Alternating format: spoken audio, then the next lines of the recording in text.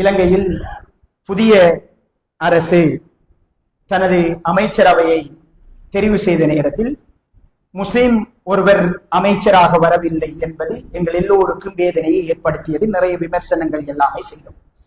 சகோதரர்களே, அரசாங்கம் மாறலாம், அமைச்சரவை மாறலாம், இலங்கையில் எது வேண்டுமானாலும் மாறலாம். ஆனால் நிரந்தரமான சில உச்சமான பதவிகள் இருக்கு. அந்த பதவிகளில் எங்களுடைய பிரதிநிதித்துவம் என்பது மிக மிக அவசியமானது. ஏனென்றால் நாங்கள் பல்லின சமூகத்துக்கு மத்தியில் வாழ்கிறோம். எங்கள் பிரச்சனையை இன்னும் ஒருவர் புரிந்து கொள்வதற்கும் எங்களில் இருக்கிற ஒருவர் புரிந்து கொள்வதற்கும் இடையில் நிறைய வித்தியாசம் இருக்குது. இலங்கையில் SLAS officers, national school principal மார், ஃபாரின் சர்வீஸ் ஆபீசர்ஸ் மிக மிக குறைவடைந்து கொண்டிருப்பதை பார்க்கிறோம். கிழக்கு மாகாணத்தில் கிட்டத்தட்ட 10 SLAS ஆபீசர்ஸ் ஓய்வு பெறாங்க. அவர்களின் இடைவெளியை நிரப்புவதற்கு யாரும் இல்லாத ஒரு சூழல் உருவாகி இருப்பதை பார்க்கிறோம். அல் குர்ஆனில் அல்லாஹ் சொல்கிறான், வஅஇது லஹும் மஸ்ததஅதும் மின் குவ்வா, உங்களால் முடிந்த சக்திகளை தயார்படுத்திக் கொள்ளுங்கள் என்று அல்லாஹ் தஆலா குர்ஆனில் சொல்றதை பார்க்கிறோம். ஒரு முஸ்லிம் ஊருக்கு ஒரு முஸ்லிம் DS இல்லாத சூழல் உருவாகும் இன்னும் 10 வருஷத்தால். ஒரு முஸ்லிம் பாடசாலைக்கு ஒரு முஸ்லிம் அதிபர் இல்லாத ஒரு சூழல் உருவாகும். ஏனென்றால் அப்படியான ஒரு நிலைமையில் மெட்டீரியல் லைஃபுக்கு எல்லாரும் நகர்ந்துட்டாங்க. பிசினஸ் அல்லது எங்களுடைய அடுத்த தலைமுறை தொழில்சார் கற்கைகள் QS முடிக்கிறது, மத்திய கிழக்கு நாடு, அல்ஹம்துலில்லாஹ் அதில் ஒரு பரக்கத்து இருக்கிறது.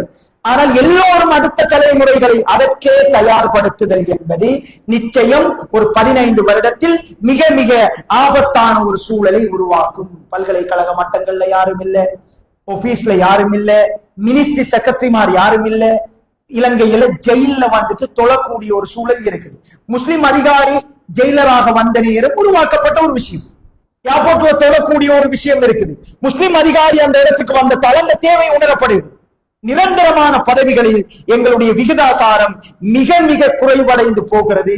இது ஆபத்தானது. பெற்றோர்கள், பள்ளி வாயல்கள், தொண்டு நிறுவனங்கள் எல்லோரும் சேர்ந்து யோசிக்கணும். கெட்டிக்காரமானவர்கள் தெரிவு செய்யப்படணும், அவர்கள் வலுவூட்டப்படணும், அவர்களை தயார் செய்ய வேண்டும்.